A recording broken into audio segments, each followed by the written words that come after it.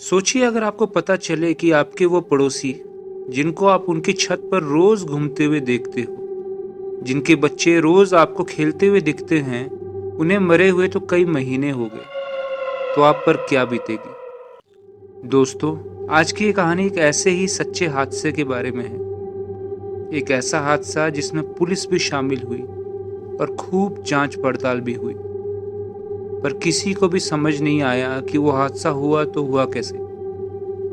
और उस हादसे की वजह से वो घर उस इलाके के ही नहीं पर पूरे देश के सबसे हॉन्टेड घरों में से एक बन गया। ये कहानी है कुंदन बाग की। कुंदन बाग जो हैदराबाद का एक रईस इलाका था, जहां बड़े बड़े लोग रहा करते थे। उसी इलाके में एक बड़ा सा घर था जिसमें 4 लोग खुशी खुशी रहा करते थे। उन 4 लोगों में एक पति पत्नी और उनकी 2 बेटियां थी।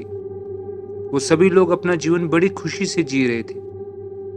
एक दिन की बात है जब अचानक उस घर में रहने वाले आदमी की तबीयत बहुत ज्यादा खराब हो जाती है। वो इतना ज्यादा बीमार पड़ गया था कि उनके घर के पड़ोसी भी देखते थे कि उन लोगों का रेगुलर हॉस्पिटल में जाना शुरू हो गया था और वो किस तरह उस मुश्किल दौर से गुजर रहे थे। लेकिन इतना सारा इलाज होने के बावजूद भी कोई फायदा नहीं हुआ। और एक दिन खबर आई कि उस परिवार का मुखिया इतने समय बीमारी से लड़ने के बाद आखिरकार दुनिया को छोड़कर चला गया है। उस आदमी की मौत के बाद उस परिवार में भी सिर्फ उसकी पत्नी और उनकी 2 बेटियां रह जाती है। उस आदमी की मौत होने के बाद धीरे धीरे चीजें बदलने लग जाती है और थोड़ी अजीब होने लग जाती है।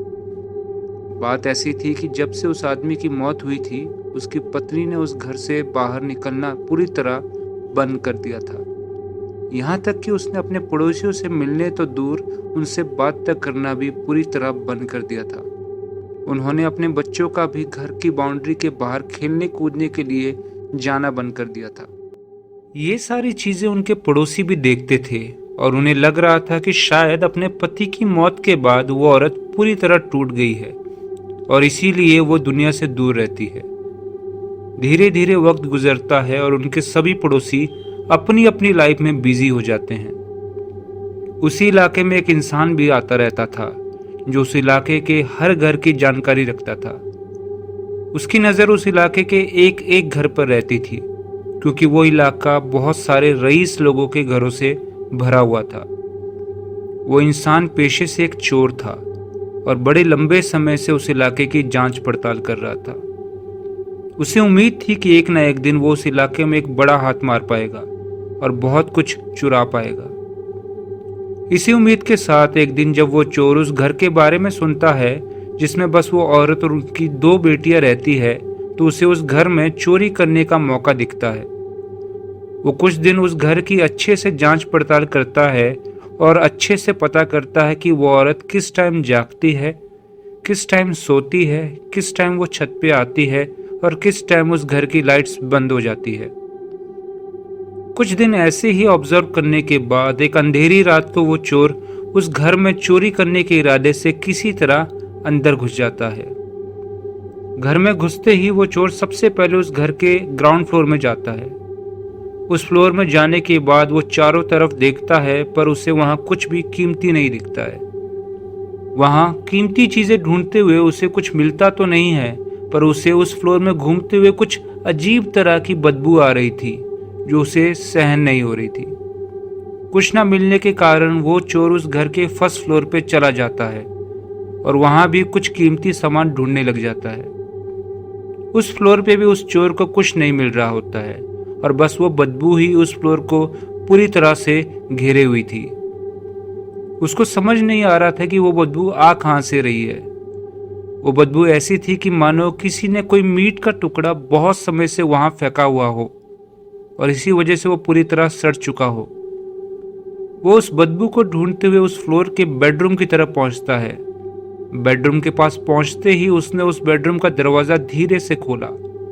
उसे लगा कि वो औरत अपने बच्चों के साथ सोई होगी, पर जैसे उसने दरवाजा खोला तो वो उस रूम के अंदर के नज़ारे को देखकर कांप उठा। उसने देखा कि वो लोग अंदर सो नहीं रहे थे, बल्कि उसने देखा कि अंदर 3 बॉडीज पड़ी थी जो आधी सड़ चुकी थी। वहीं से वो बेहद बुरी बदबू आ रही थी। उस बदबू की वजह से वो चोर खुद को रोक नहीं पाया और उसने वहीं पे उल्टी कर दी। तीनों बॉडीज को देखकर उस चोर का शरीर पूरी तरह कांप गया था। उसे लगा कि कहीं उन लोगों की मौत का जिम्मेदार उसे न ठहराया जाए। इसी सोच के साथ वो वहां से जल्दी में निकल पड़ा। जब वो उस घर के बाहर आया तो उसने अचानक से देखा कि उसका फोन उसकी जेब में नहीं था। उसे समझ आ गया था कि उसने अपना फोन गलती से उस घर में छोड़ दिया था। अपने फोन को वापस लाने के लिए जैसे ही वो चोर अंदर गया तो फोन उठाते वक्त उसे लगा कि उसे ये बात पुलिस को बता देनी चाहिए ताकि बाद में किसी वजह से उस पर शक ना जाए। इसी सोच के साथ उस चोर ने पुलिस को कॉल किया और सारी बात बता दी। जब पुलिस वहां पहुंची तो वो वहां का मंजर देखकर हैरान हो गई। पुलिस को शक हुआ कि उसी चोर ने शायद उन तीनों को मारा होगा और इसी शक के बिना पे उन्होंने उस चोर को अरेस्ट कर लिया। उसके बाद उन तीनों बॉडीज को पोस्टमार्टम के लिए भेजा गया। जब पोस्टमार्टम की रिपोर्ट आई तो पुलिस वाले पूरी तरह दंग रह गए। उन्हें पता चला कि उन तीनों की मौत 2-4 दिन पहले नहीं हुई थी, बल्कि वो तीनों बॉडीज 5-6 महीने पुरानी थी। अब पुलिस को समझ आ गया था कि वो चोर सच कह रहा था और उसने उन तीनों को नहीं मारा था। पोस्टमार्टम होने के बाद पुलिस वालों ने अपनी जांच पड़ताल शुरू की और उस घर के आसपास के सभी घरों में इंक्वायरी के लिए जाना शुरू कर दिया।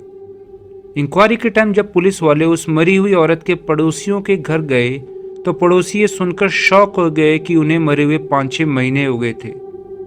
उन सब पड़ोसियों ने इस बात को मानने से इनकार कर दिया और उन्होंने कहा कि ऐसा हो ही नहीं सकता है। अभी पिछले 4 दिन पहले ही तो हमने उस औरत को छत पे घूमते हुए देखा था और उसकी दोनों बेटियों को भी घर के बाहर आंगन में खेलते हुए देखा था। उन पड़ोसियों की वो सारी बातें सुनने के बाद पुलिस वालों की भी सिट्टी पिट्टी गुल हो गई थी।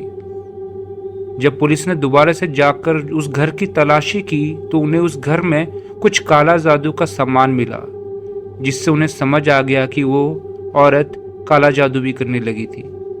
जब उस इलाके के बाकी लोगों को उस औरत और उसकी मरी हुई बेटियों के बारे में पता चला तो सभी लोग खौफ से भर गए और किसी को भी ये समझ नहीं आ रहा था कि अगर वो औरत 5-6 महीने पहले मर चुकी थी तो इतने दिनों से वो औरत उस घर की छत पे कैसे दिख रही थी।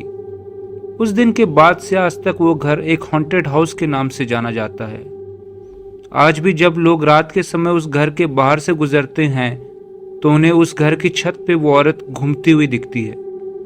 तो उम्मीद करता हूँ दोस्तों कि आज की ये कहानी आप लोगों को बहुत अच्छी लगी होगी।